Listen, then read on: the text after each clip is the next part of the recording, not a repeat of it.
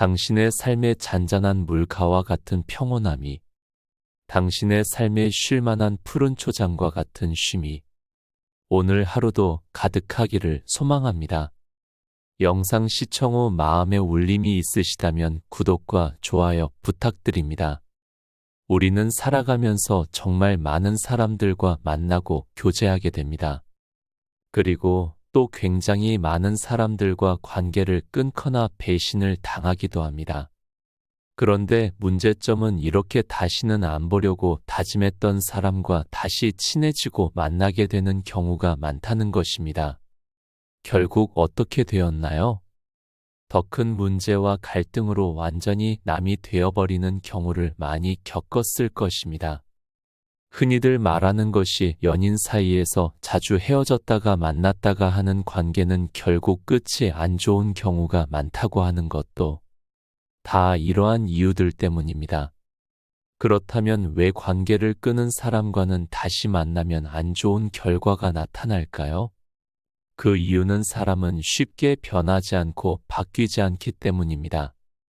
그렇기에 내가 어떤 사람에 대해 실망해서 안 봐야겠다 마음먹은 후 손절한 다음 1년, 2년 후에는 이런 기억들이 사라지고 다시 그 사람을 만났을 때 처음에 좋은 감정으로 다시 관계를 이어나가게 되죠.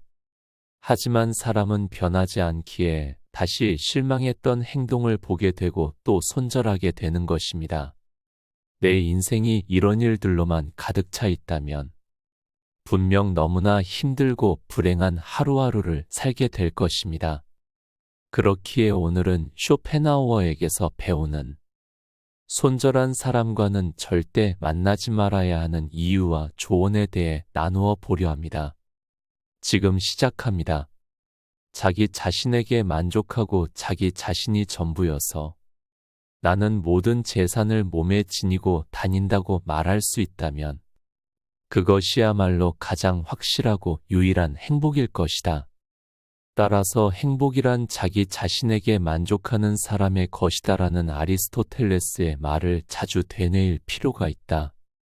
왜냐하면 세상 속에서는 온갖 어려움과 경쟁 위험과 불쾌한 일들을 피할 수 없는데 그 속에서 조금이나마 안심하고 의지할 수 있는 것은 자기 자신밖에 없기 때문이다.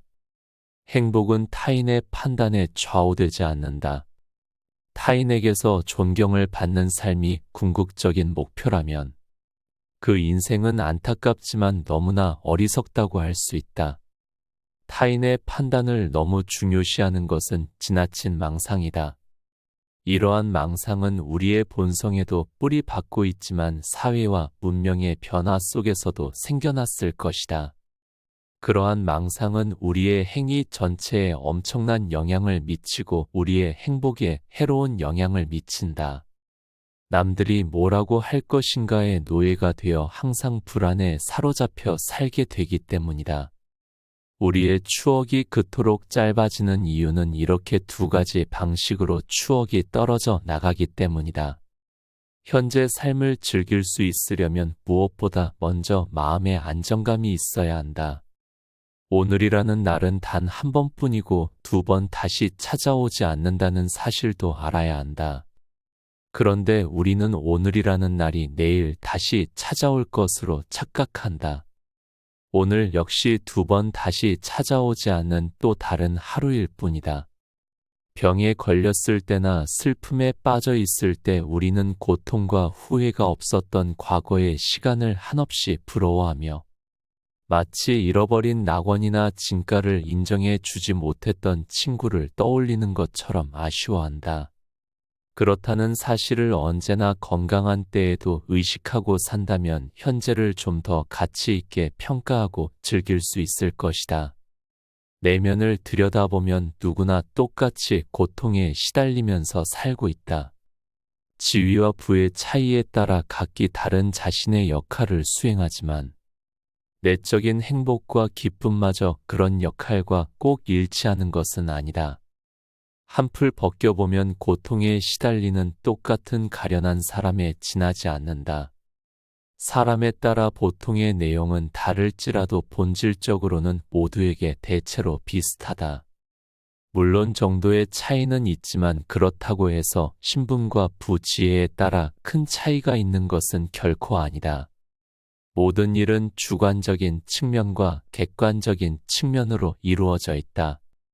객관적 측면으로 아무리 멋지고 훌륭해도 주관적 측면으로 별 볼일 없게 느껴지면 불만족스럽게 느껴지고 만다. 아무리 경치가 좋은 곳도 날씨가 나쁘거나 성능이 나쁜 카메라로 찍으면 아름답게 보이지 않는 것과 마찬가지다. 끝에 가서야 전체를 볼 수 있다.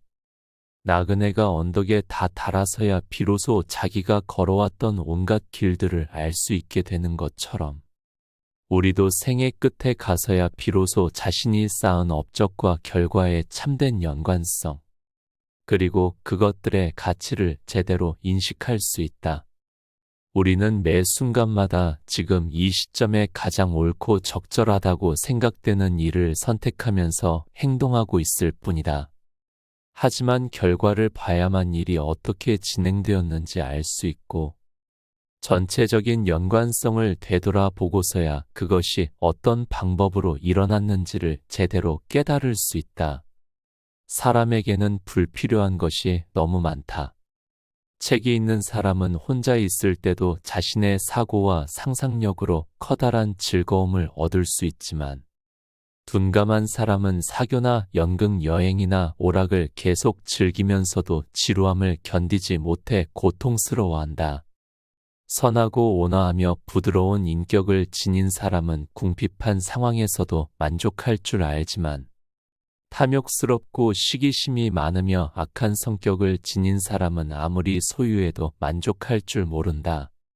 비범하고 정신적으로 탁월한 인격을 한결같이 지니고 있는 사람에게는 보통 사람들이 추구하는 향락의 대부분이 불필요하고 거추장스러우며 성가신 것일 뿐이다. 그 사람 자신을 이루고 있는 것 그리고 언제나 그와 함께하며 따라다니는 것. 아무도 그에게 새로 줄 수도 빼앗아 갈 수도 없는 것. 그것이야말로 그가 획득하고 가질 수 있는 모든 것보다 중요한 것이다. 또한 그것이야말로 남의 눈에 비친 자신의 모습보다 훨씬 더 중요하다. 사람은 굳이 사람들 사이에 끼어들 필요가 없다. 홀로 사색하는 지적인 사람은 혼자 있는 생활을 통해 두 가지 이점을 얻는다. 첫째는 오로지 자기 자신과만 함께 한다는 것이고, 둘째는 타인과 함께 하지 않는다는 것이다. 모든 관계에는 억지로 할 수밖에 없는 것들과 불편함 등등 여러 위험이 다가올 수 있기에 이 이점들은 큰 가치가 있다. 관계를 맺는 것은 때때로 도덕적으로 문제가 있거나 내게 손해를 입힐 수 있는 사람과도 접촉하는 것이므로 위험한 일이기도 하다. 사교적이지 않은 사람은 관계를 잘 맺기 위한 능력을 얻으려 하지 않아도 된다. 관계를 맺지 않아도 될 만큼 많은 것을 스스로 지니고 있다는 사실이니 이것만으로도 자신에게 큰 복이다. 왜냐하면 우리가 겪는 고뇌와 불행은 관계로 인해 생기기 때문이다. 현명한 사람은 다른 사람들과 적절한 거리를 둔다. 고독 즉 홀로 있는 것에 적막함을 견디지 못하는 사람들이 있다. 그런 사람들에게 사회에 나가서도 어느 정도 고독이 습관을 가지라고 권하고 싶다. 그리고 자신의 생각을 타인에게 곧바로 이야기하지 말라고 조언해주고 싶다. 외적인 빈곤함은 내적인 빈곤으로부터 시작된다. 사람은 자신의 궁핍을 극복해낸 후에도 여전히 궁핍함으로 어려움을 겪는 다른 사람들처럼 곧 다시 불행함을 느낀다. 그건 바로 내면의 공허함과 의식의 빈약함, 정신의 빈곤함 때문이며 그렇기 때문에 사람은 자신과 비슷한 부류의 사람들과 계속 어울리게 된다. 결국 유유상종이 되는 것이다. 사람들은 외적인 자극을 통해 내적인 만족을 얻으려고 노력하지만 그래봐야 소용없다. 내적으로 궁핍한 것이 결국 외적인 궁핍도 초래하는 것이다. 내면이 풍요로운 사람은 스스로 만족할 줄 안다. 내면의 풍요로움을 지닌 사람은 스스로 만족을 누릴 줄 알기 때문에 다른 사람들과 관계를 맺기 위해 필요 이상의 희생을 굳이 치르지 않는다. 그런 사람은 자신을 부정하면서까지 사람들과 어울리는 것을 추구하지 않는다. 그와 반대로 평범한 보통 사람들은 지극히 관계에 지향적이며 수동적이다. 그런 사람들은 자기 자신을 찾는 것보다 남을 참는 것이 더 쉽다. 사람은 아는 만큼만 볼 수 있다. 아무도 자신을 넘어서는 볼 수 없다. 누구나 자신의 정신 수준에 따라서만 타인을 파악하고 이해할 수 있다.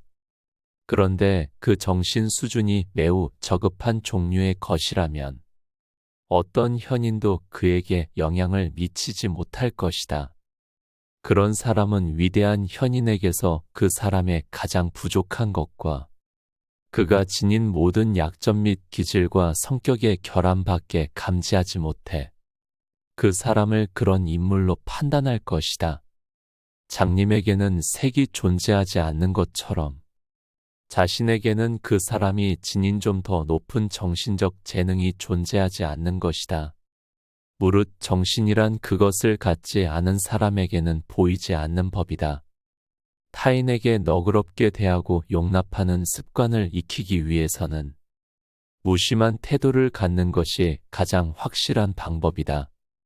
그렇게 하면 그들과 함께 있으면서도 한편으론 완전히 그들과 함께 있지 않을 수 있어서 세상에 대해 완전히 객관적인 태도를 취할 수 있다. 그러면 타인들과 너무 가까이 하지 않아도 되고, 그럼으로써 마음이 혼란스러워지거나 상처를 받는 일도 줄어들 것이다. 세상은 불에 비유할 수도 있다. 현명한 사람은 불을 쬐을 때 적절한 거리를 두지만 어리석은 사람은 손을 불에 직접 집어넣어 화상을 입은 다음에야 고독이라는 차가운 곳으로 도망쳐서 손이 타고 있다고 한탄한다. 내면에 지니고 있는 모든 자산 중에서 가장 직접적으로 우리를 행복하게 해주는 것은 긍정적이고 유쾌한 마음이다.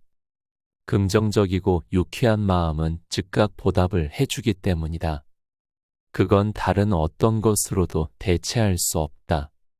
그래서 어떤 사람이 행복한지 판단하려면 그가 긍정적이고 유쾌한지 알아보아야 한다. 긍정적이고 유쾌하다면 젊었든 늙었든 가난하든 부자든 아무래도 상관없다. 그는 행복할 것이다. 긍정성과 유쾌함이 마음에 찾아오면 언제라도 문을 활짝 열어줘야 한다. 긍정적이고 유쾌한 마음은 안 좋을 때 찾아오는 법이 결코 없기 때문이다. 사람들은 만족할 이유가 있나 없나를 따져보면서 긍정성과 유쾌함을 받아들이는데 주저한다. 또 진지한 숙고와 중대한 걱정이 유쾌함으로 인해 방해받을까 봐 우려하곤 한다. 그러나 진지한 숙고와 중대한 걱정으로 무엇을 개선할 수 있을지는 매우 불확실한 반면 긍정성과 유쾌함은 확실하며 직접적인 이득이 된다. 직접적으로 현재를 행복하게 해주는 것은 긍정적이고 유쾌한 마음밖에 없다. 행복의 90%는 건강에 의해 좌우된다. 건강해야 모든 것을 즐길 수 있기 때문이다. 건강하지 못하면 그 어떠한 것도 즐길 수가 없다. 정신적 특성이나 감정 기질과 같은 외면적 자산조차도 병약함으로 위축되고 기가 꺾인다. 사람들이 만나면 서로 건강 상태를 묻는 것도 다 이유가 있다. 인간의 행복에서 가장 중요한 것이 바로 건강이기 때문이다. 생업이나 승진을 위해서든 학식이나 명예를 위해서든 무슨 일을 위해서든 건강을 희생하는 것만큼 어리석은 일은 없다. 건강이 있고 난 뒤에 다른 모든 것이 있는 것이다. 건강은 외적인 어떤 것보다 훨씬 중요하므로 건강한 거지가 병든 왕보다 더 행복하다고 할 수 있다. 완벽한 건강은 조화로운 신체에서 비롯되는 차분하고 낙천적인 기질, 올바른 분별력 그리고 정의로운 양심 이런 것은 어떤 지위나 물질로도 대신할 수 없는 최고의 장점이다. 현재에 몰입하라.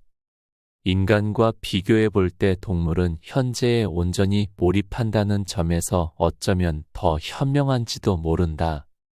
동물은 현재의 화신이다. 그래서 우리 인간은 평화로워 보이는 동물을 보면서 걱정으로 불안에 시달리며 만족을 얻지 못하는 자신을 부끄럽게 여기기도 한다. 그런데 희망하고 기대했던 즐거움을 우리가 아무런 대가 없이 얻는 것은 아니다. 말하자면 희망과 기대를 통해 미리 만족감을 누리기 때문에 실제로 즐거운 일이 와도 그만큼 맛을 덜 느끼는 것이다. 결국 희망이나 소망 자체가 우리에게 만족을 주는 정도가 훨씬 줄어들게 된다. 우리는 평생에 걸쳐 현재만을 소유할 수 있을 뿐이다. 그런데 같은 현재이면서도 다른 점은 젊은 시절에는 우리 눈앞에 긴 미래가 펼쳐져 있지만 인생의 마지막이 되면 긴 과거가 우리 뒤에 있다는 사실이다. 우리의 눈은 젊은 시절에는 펼쳐진 미래를 보는 눈이고 마지막 시절에는 걸어온 과거를 보는 눈이다. 우리의 성격은 변하지 않지만 기질은 변화를 겪으며 그때마다 우리 눈에 보이는 현재의 색조는 달라지게 된다. 나이를 먹을수록 중요하지 않은 일들이 점점 더 많아진다.